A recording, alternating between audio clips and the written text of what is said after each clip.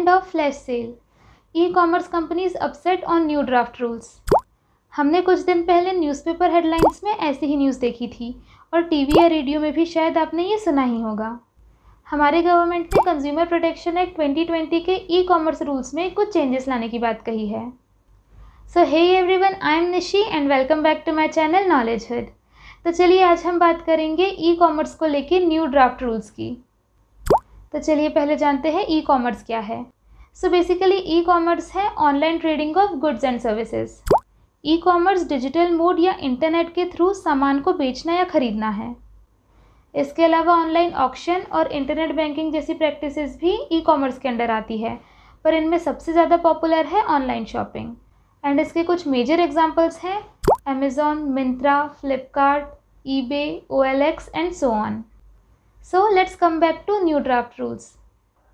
तो पहली बात तो हमें ये जाननी है कि ये जो ड्राफ्ट रूल्स हैं ये ministry of commerce and industry द्वारा नहीं बल्कि ministry of consumer affairs, food and public distribution द्वारा इशू किए गए हैं। यहाँ पर कंज्यूमर प्रोटेक्शन एक्ट 2020 के अंदर जो ई कॉमर्स के रूल्स हैं इनमें कुछ एडिशन और चेंजेस किए गए हैं और इसके अलावा स्टेक होल्डर्स को भी 6 जुलाई तक का वक्त दिया गया है। ये इस ड्यूरेशन में अपना साइड भी रख सकते हैं और इसी के बाद ministry of commerce and industry in new draft rules को फाइनलाइज करेगी। तो चलिए अब जानते हैं कि ये नए ड्राफ्ट रूल्स क्या हैं। इन नए ड्राफ्ट रूल्स का सबसे ज़्यादा हाईलाइटेड पार्ट है end of flash sale. Government e commerce firms जो फ्लैश सेल्स या back to back sales arrange करती है उसे बैन करने का सोच रही है। फ्लैश सेल्स का पार्ट तो हम सभी कभी ना कभी बने ही हैं। ये एक प्रमोशन की तरह भी कह सकते हैं जो कि शॉर्ट पीरियड के लिए होता है, वो भी लिमिटेड स्टॉक के साथ। फॉर एग्जांपल हमने देखा ही है कि आजकल मोबाइल फ़ोन्स के एक्सक्लूसिव लॉन्च ई कॉमर्स के प्लेटफॉर्म्स पर हो रहे हैं, वो भी एक शॉर्ट पीरियड ऑफ टाइम के लिए। तो ये जो घड़ी की टिक टिक होती है ये साइकोलॉजिकली हमारे माइंड में एक सेंस ऑफ अर्जेंसी क्रिएट करती है। तो यदि हमें इसकी ज़रूरत आज नहीं भी है तो भी हमें ऐसा लगता है कि हमें इसे आज ही खरीदना होगा। इन लॉन्चेस के अलावा फ्लैश सेल्स के कुछ मेजर एग्जांपल्स हैं फ्लिपकार्ट का बिग बिलियन सेल और अमेज़ॉन का द ग्रेट इंडियन सेल। पर हमें यहाँ पर यह भी ध्यान देने की ज़रूरत है कि गवर्नमेंट ने सारी ट्रेडिशनल सेल्स या कन्वेंशनल सेल्स पर बैन नहीं लगाया है। जो हमारी ट्रेडिशनल सेल्स होती थी जिनमें हमें 20% 30% का डिस्काउंट मिल रहा होता था, वो भी थोड़े लंबे टाइम के लिए इन्हें बैन नहीं किया जाएगा।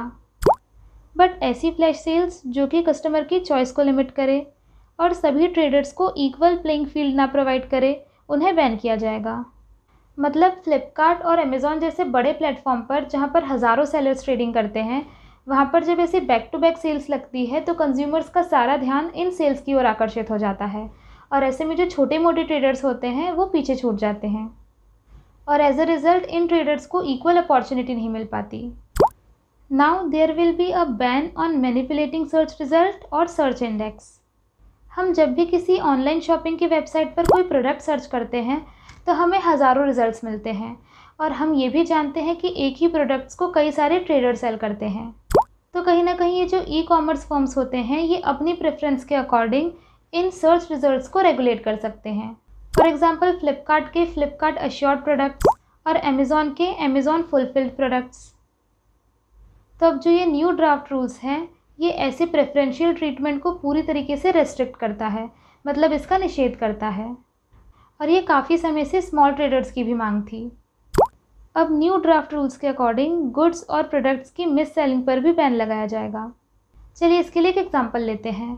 समझ लीजिए आपको एक ऑनलाइन वेबसाइट से एक ड्रेस पसंद आती है। इस ड्रेस का प्राइस है 500 रुपीज़। आप इसे परचेस करते हैं लेकिन जब आप पे करने जाते हैं तो आप ये पाते हैं कि इस ड्रेस का प्राइस तो 580 हो गया है। इसमें कुछ एडिशनल टैक्सेस वगैरह ऐड कर दिए गए हैं, वो भी आपको बिना बताए। सो ऐसी सिचुएशन में या इस प्रैक्टिस को ड्रिप प्राइसिंग कहते हैं और इसे लेके काफ़ी सारी कंप्लेंट्स भी फाइल हो चुकी है। और इसके अलावा आजकल हम जो भी प्रोडक्ट खरीदते हैं उसके लिए रेटिंग्स और रिव्यू पर ध्यान देते हैं, पर क्या हो अगर ये रेटिंग्स और रिव्यूज़ फेक हो तो।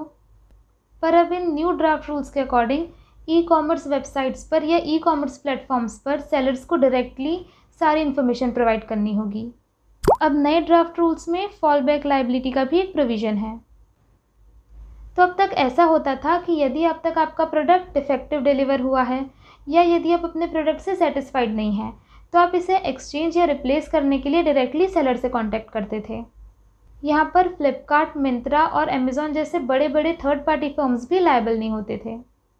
और इन नए रूल्स के बाद कंज्यूमर्स ऐसी सिचुएशन में भी ई कॉमर्स फर्म्स के साथ ही डायरेक्टली कांटेक्ट कर सकेंगे। सारी रिस्पॉन्सिबिलिटी इन्हीं की होगी। और इसके अलावा प्रोडक्ट कैंसिल करने के दौरान कैंसिलेशन फ़ी चार्ज ना की जाए, ऐसा भी सोचा जा रहा है। और अब से सारी ई कॉमर्स कंपनीज़ को DPIIT के साथ रजिस्टर्ड होना कंपलसरी होगा।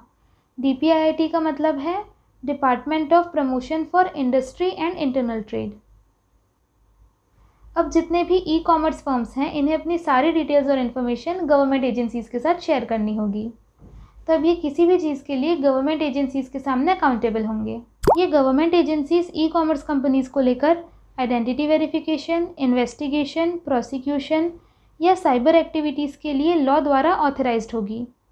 इसके अलावा ड्राफ्ट रूल्स में ये भी कहा गया है कि ज़रूरत पड़ने पर या गवर्नमेंट ऑर्डर्स पर ई कॉमर्स कंपनीज़ को 72 घंटे के अंदर सारी इन्फॉर्मेशन गवर्नमेंट एजेंसीज़ के सामने प्रोड्यूस करना होगा। नाउ कंज्यूमर अफेयर्स की मिनिस्ट्री द्वारा हर एक ई कॉमर्स फर्म को कुछ एडिशनल ऑफिसर्स अपॉइंट करने के लिए निर्देश दिए गए हैं। अफेयर्स मिनिस्ट्री ने ई कॉमर्स कंपनीज़ को एक चीफ कंप्लायंस ऑफिसर मतलब अनुपालन अधिकारी, एक ग्रेवेंस ऑफिसर मतलब शिकायत अधिकारी और इसके अलावा एक नोडल कॉन्टैक्ट पर्सन अपॉइंट करने के लिए कंपलसरी कर दिया है। ये 24/7 ज़रूरत पड़ने पर गवर्नमेंट की लॉ इन्फोर्समेंट एजेंसीज़ के साथ कोऑर्डिनेट करेंगे। ये फरवरी में सोशल मीडिया के लिए बनाए गए IT इंटरमीडिएटरी रूल्स के ही सिमिलर हैं। वहाँ पर भी सोशल मीडिया साइट्स के लिए कुछ ऐसे ही एडिशनल ऑफिसर्स अपॉइंट करने के लिए मैंडेटरी कर दिया गया है। इसके अलावा नए ड्राफ्ट रूल्स डोमेस्टिक गुड्स या स्वदेशी सामान को प्रेफरेंस देने की बात करते हैं, जिससे कि मेक इन इंडिया प्रमोट हो सके। फॉर एग्जाम्पल, हमने किसी ऑनलाइन शॉपिंग वेबसाइट पर एक इम्पोर्टेड प्रोडक्ट सर्च किया है और यदि उस वेबसाइट के पास उसी से सिमिलर कोई प्रोडक्ट है जो कि इंडिया में बना हुआ है, तो उस प्रोडक्ट को प्रेफरेंस दी जाएगी। इससे भारत में बनी चीज़ों का प्रमोशन होगा। अब नए ड्राफ्ट रूल्स में ये भी प्रपोज किया गया है कि रिलेटेड पार्टीज़ या एसोसिएटेड एंटरप्राइजेस उसी प्लेटफॉर्म पर एज अ सेलर अलाउड नहीं होंगे, मतलब उसी प्लेटफॉर्म पर अपने प्रोडक्ट्स नहीं बेच सकेंगे। चलिए जानते हैं कि रिलेटेड पार्टीज़ और एसोसिएटेड एंटरप्राइजेस क्या होते हैं। ये किसी ई कॉमर्स प्लेटफॉर्म के ऐसे एंटिटीज़ हैं जिनका उस पर्टिकुलर प्लेटफॉर्म पर 10% या उससे ज़्यादा बेनिफिशियल ओनरशिप हो। फॉर एग्जांपल, फ्लिपकार्ट पर बाकी सारे ट्रेडर्स के साथ फ्लिपकार्ट स्मार्ट बाय के भी प्रोडक्ट्स होते हैं, तो ये एक एसोसिएटेड एंटरप्राइज है और न्यू रूल्स के लागू होने के बाद इन्हें किसी थर्ड पार्टी एप्लीकेशन का यूज़ करना पड़ सकता है।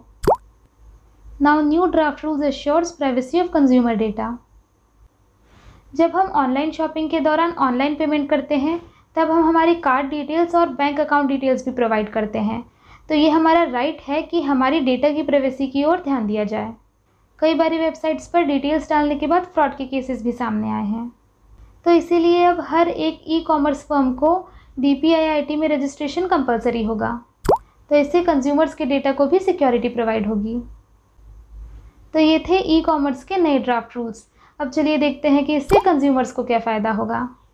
ड्राफ्ट में कहा गया है कि हर एक ई कॉमर्स फर्म को नेशनल कंज्यूमर हेल्पलाइन का एक पार्ट बनना होगा, जिससे कंज्यूमर्स को कुछ भी प्रॉब्लम हो तो सेलर्स तक ना जाना पड़े और वो प्रॉब्लम इजीली सॉल्व हो जाए। इसके अलावा कंज्यूमर्स को डोमेस्टिक और इम्पोर्टेड प्रोडक्ट्स के बीच एक चॉइस मिलेगा। इन नए रूल्स के इम्प्लीमेंटेशंस के बाद कंज्यूमर्स धोखाधड़ी और मिस सेलिंग से बचेंगे और अब ये ई कॉमर्स कंपनीज कंज्यूमर्स के सामने ज़्यादा ट्रांसपेरेंसी शो करेगी। इन नए रूल्स के लागू होने के बाद कंज्यूमर्स की परमिशन या रजामंदी के बिना कोई भी अमाउंट ऑटोमेटिकली बिल में ऐड नहीं हो पाएगा। इसका एक एग्जांपल है प्री-टिक चेक बॉक्सेस। कई सारी वेबसाइट्स पर ये चेक बॉक्सेस पहले से ही टिक्ड होते हैं और यदि हमारा ध्यान ना जाए या हम इसे अनटिक ना करें तो ये अमाउंट ऑटोमेटिकली हमारे बिल में ऐड हो जाता है। पर नए ड्राफ्ट रूल्स के बाद ऐसी प्रैक्टिसेस भी बंद हो जाएंगी। ये ई कॉमर्स के नए ड्राफ्ट रूल्स के कारण हो सकता है कुछ ई कॉमर्स कंपनीज अपसेट हों, बट इन माई ओपिनियन ये कंज्यूमर्स के लिए तो बेनिफिशियल ही है। That's all for today. I hope you will find this information useful. Thank you so much for watching and see you in the next video. Goodbye and Jai Hind.